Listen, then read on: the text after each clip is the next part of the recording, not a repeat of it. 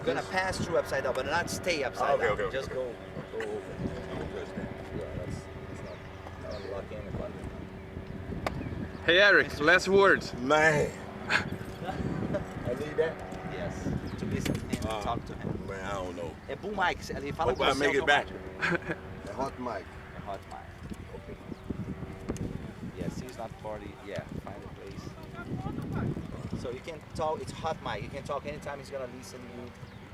Yeah, right there. I can't hear you. Just, Just relax. You got this.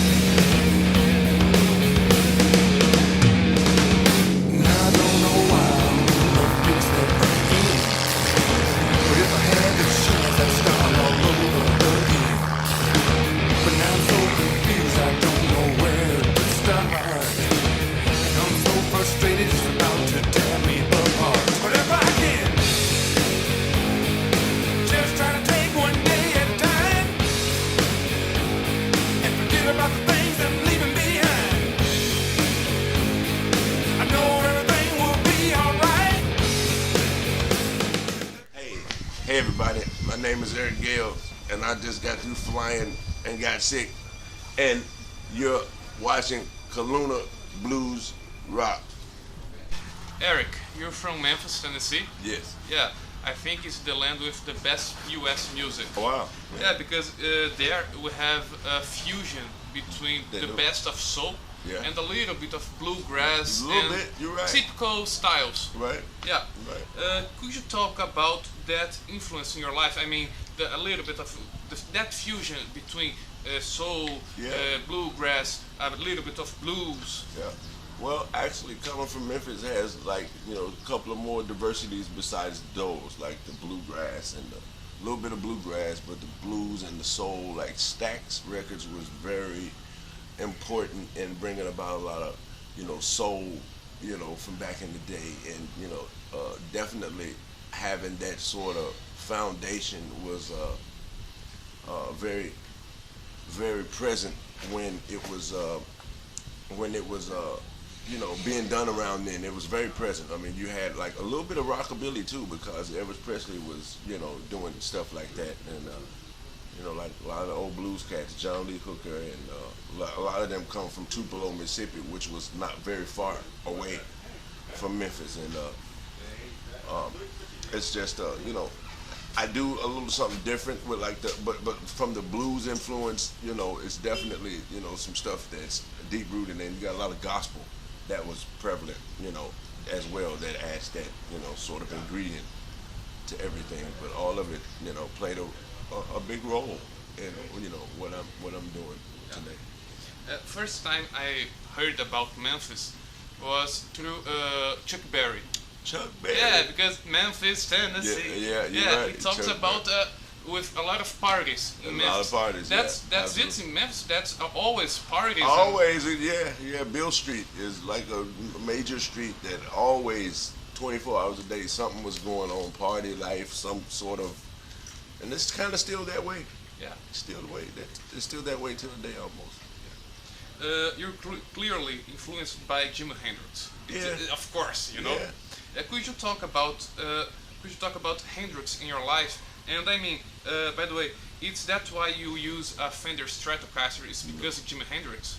Well, I mean, just put it like this: Jimi Hendrix is a major influence, I would say, on pretty much every guitar player today. Me, I just so happen to be one of them. But honestly, I'm a little bit more influenced by people that were influenced by Jimi Hendrix, more so than Jimi Hendrix, like Stevie Ray and Robin Trower and other people. Robert Trower. Yeah, Yeah. yeah, absolutely. You know who that is? Yeah, sure. Hey man, so just to name a few, but Jimi Hendrix is at the top of the tree. How it affects me in my life, it really doesn't affect me because, you know, I know who I am, and I know just so happen if I remind someone of Jimi Hendrix, I think that's the highest compliment in the world. But, you know, you listen really in depth and then you'll really see that I am a guitar player of my own, you know, and, you know, but I definitely wouldn't have it any other way to have a guy like Jimi Hendrix be a part of that tree that I, you know, learned from. Definitely. And that's why because you are Right-handed, yeah, and play but left-handed. you play. Upside down, Yeah. yeah. And to answer your question about is that a reason why I play a Stratocaster? Well, Jimi Hendrix done some. I'm gonna tell you why. Jimi Hendrix done some very innovative things with the usage of a Stratocaster, and that's why I like playing the Stratocaster. Not just because he played one, but the majority of the innovative stuff that he done was done on a Stratocaster, and a Strat just has very universal sounds to it. That, you know, that's what draw me to the attraction of a Stratocaster type guitar. You know, And that's curious because Hendrix has a strong, a heavy sound.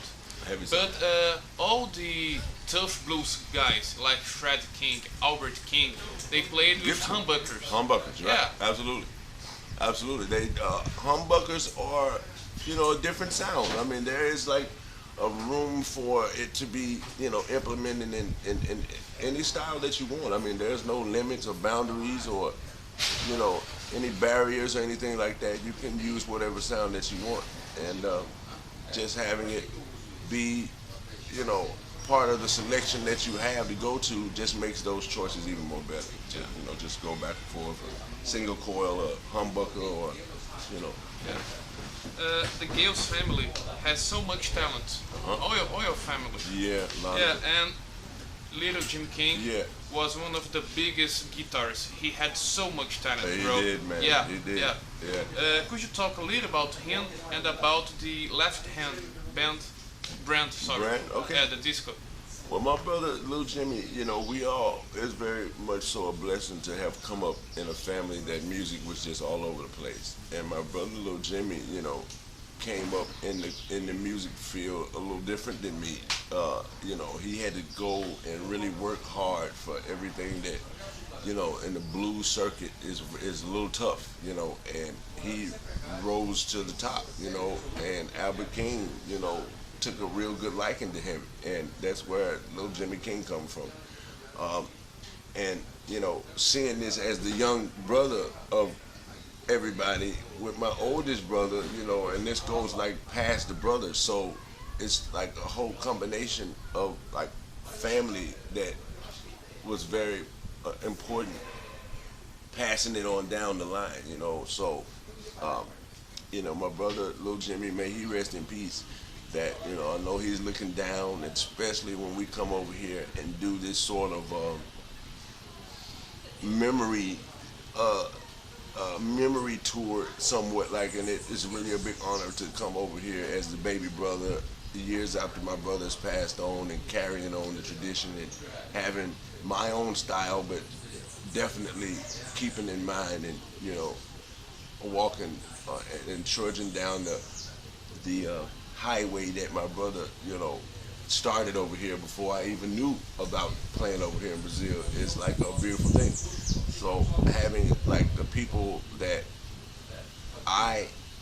me and my brother consider like our Brazilian family here, you know, Hugo, Papel, Sunwalk, you know, Leandro, is very important to have just that family bond of, you know, guys that, you know, is continuous. Every time I come over this way, it's something that has to do with them. And that's a connection because they were the same team that played with my brother, Lil Jimmy King. Yeah. So, you know, it's kind of a tradition thing now. I was in your last show in Brazil in 2000 something. I don't Okay. remember. And in São Paulo, they told me that you put fire on the guitar I because you did. saw little Jimmy King flag or I did. a picture. I don't know. Absolutely. Can you talk? Can you tell this story? Well, Leandro was a big part of this whole, because it was like he was saying the whole time we were rehearsing and everything. I got this surprise and everything, but he didn't know that I had a surprise for him too.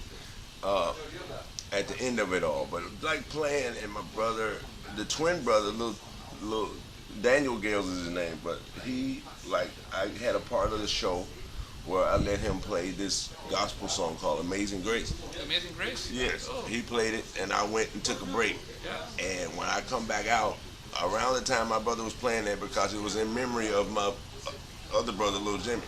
So I come out and in this big flag, you know, my brother that came down, and it was so emotional, and Yeah. it was, you know, and I only brought one guitar with me, and just like, it wasn't much thought put into it. It was like, you know, I said, man, you know what, let me get some lighter fluid. I was kind of debating whether I was going to do it, and at the end of the show, it was amazing, man. I put fire on this guitar. Actually, the guitar wasn't even mine.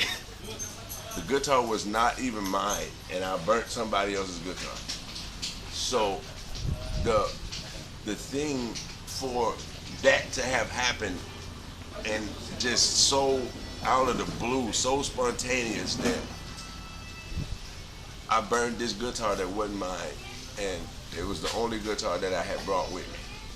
And how it turned out is this guy that was in the city of Rio that was able to repair a guitar. So we took the guitar to him. So it went into the guitar hospital, and it had surgery, and you know, got the breath of life put back into it. And this guy had this guitar ready to play, and by the next day,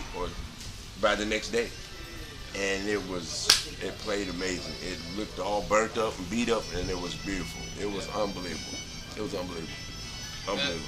Your career exploded in the early 90s. Okay. Yeah, and that time it was the grunge scene, you know. Did the grunge mess with your career? Because at that Grunge, time, yes. grunge. That time It was explosive. Nirvana, it's Yeah, yeah. all that crap, you know. I don't think that it didn't stop my mark being made. It just was more popular style of, you know, I was doing something different that people hadn't saw before. So, you know, they were taking to it well, but grunge was very prominent at that time. You know, I wouldn't say that it took over, or it was, you know, it just was its time. It was its time at that time, and it was huge. And it's so bullshit music, you know. Well, it's all in the opinion of the person that's listening to it. But I like everything. But in the grand scheme of things, you know, some people say it's bullshit music. I mean, I like all kinds of music, but it's not going to stop me from doing what I want to do. Yeah, you know, sure. whether it's go mainstream or, you know, whatever, you know. Yeah. Maybe one of these days it'll catch on huge, and if it does, I'll be right there. If it doesn't, I'll still be right there. Talking about different music, you had a little experience with rap too, playing with rap bands, right? Huh? Rap bands. Rap. Yeah, Ah, rap. yeah, I have. Can you talk about a little bit, because yeah, it's all black music, and that's the beautiful thing, because the blues entering with the soul and the rap. Yeah, absolutely. You know, honestly, man, doing like the rap stuff was a whole nother style that had nothing to do with me playing the guitar. This was like I was on a microphone Oh yeah. rapping with these guys. It had nothing to do with, you know, but then I would like on my own do stuff that was incorporating like I would blend guitar, rap, hip hop, everything, you know, that I hadn't put out yet, that nobody's heard. You know, some stuff is like still in the vaults, but you know, just I've always liked all kinds of music. So that's how the involvement of, you know, I always said, you know, I would like to have, you know, some part of all different kinds of music, because I like all different kinds. So that was like a direction there that I never quit doing the other stuff. It was like an addition to. So it was a whole nother you know, alter ego name and everything, you know what I mean? But like, particularly blending them both was like stuff that I just done on my own. But yeah, I'm, you know, a lot of 666 Mafia, Ice Cube, I've done some work with, you know, just different various artists out there, you know, that I would still do today because I'm a big fan of. Yeah, because in Brazil, we think that here's blues and here's rock, Yeah. and here's, but in America it's all fusion, Yeah, right? fusion, yeah, absolutely, absolutely. That's how it should be. At the end, it's all music. It's all music.